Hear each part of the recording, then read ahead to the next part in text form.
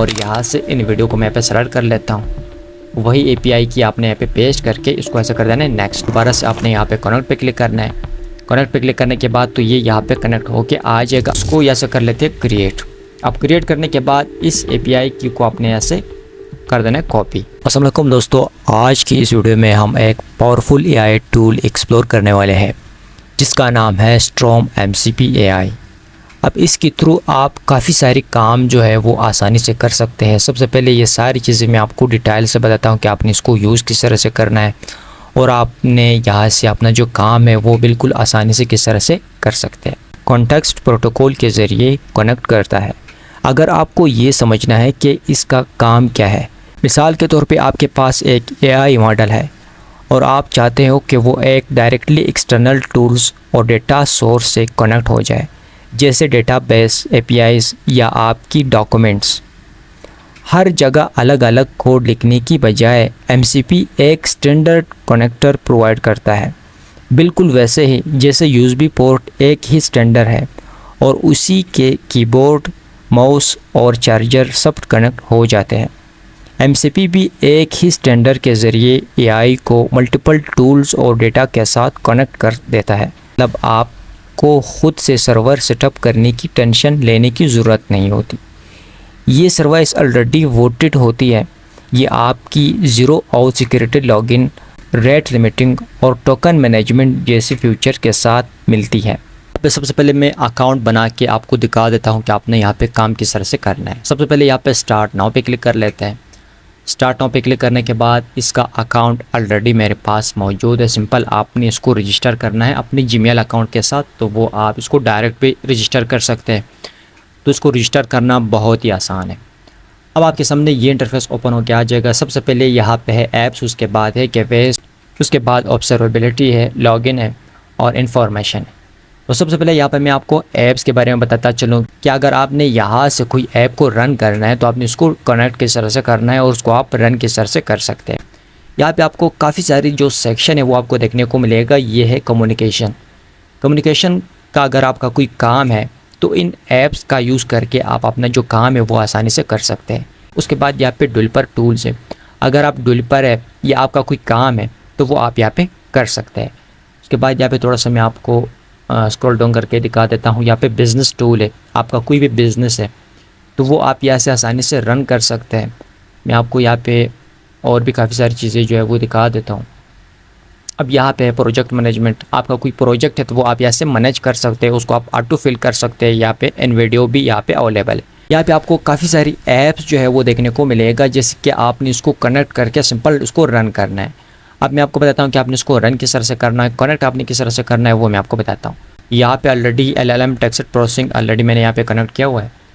तो सबसे पहले इसको मैं यहाँ पे डिस्कनेक्ट कर लेता हूँ। मैं आपको ये भी बताता हूँ कि आपने अगर इसको डिस्कनेक्ट करना है, क्लियर करना है तो आप किस तरह से कर सकते हैं। इसको ऐसे कर लेते हैं डिसेबल और क्लियर कॉन्फ़िगरेशन कर लेते हैं। इसको ऐसे कर लेते हैं क्लियर। अब ये करने के बाद इसको आपने दोबारा से कनेक्ट पे क्लिक कर लेते हैं। कनेक्ट पे क्लिक करने के बाद दोबारा से आपने यहाँ पे कनेक्ट पे क्लिक करना है। कनेक्ट पे क्लिक करने के बाद तो ये यहाँ पे कनेक्ट होके आ जाएगा। अब इसको अपने से ऐसे कर देना है डन।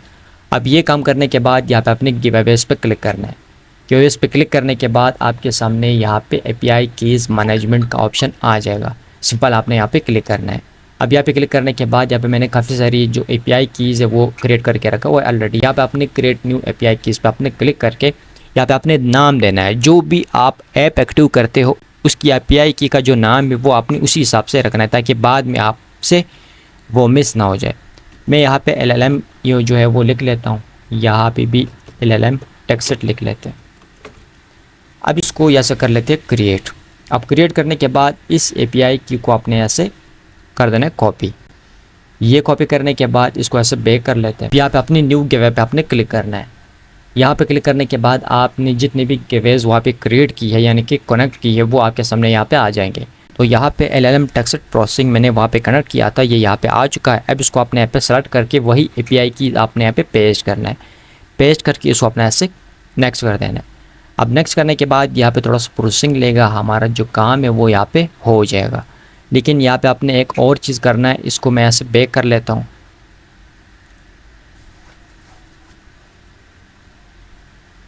तो इस तरह आप इसको कर सकते हैं।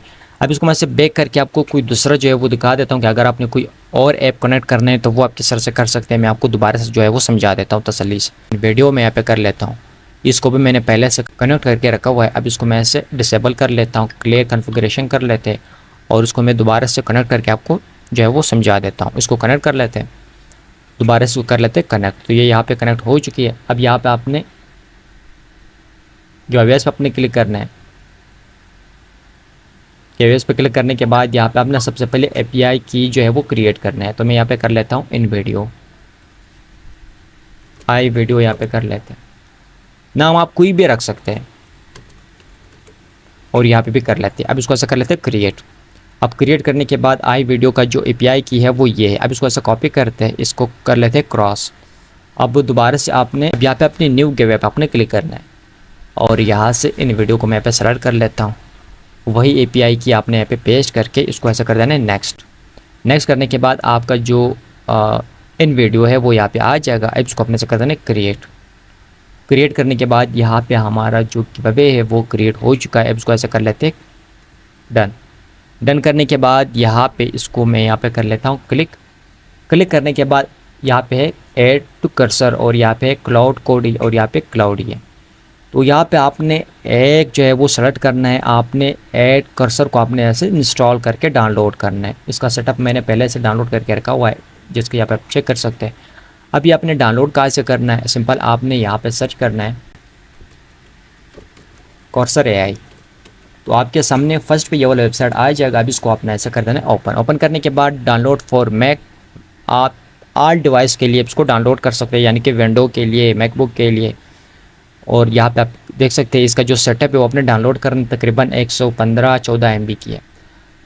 तो अब इसको डाउनलोड करने के बाद इंस्टॉल करना है। इंस्टॉल करने के बाद ये सारा इसका जो इंस्ट्रक्शन है वो आप यहाँ पे चेक कर सकते हैं। और यहाँ से आपने ये वाला जो यहाँ पे एंड पॉइंट है ये वाला आपने वहाँ पे रन करना है। ऐसा ये यहाँ पे आपने रन करना है।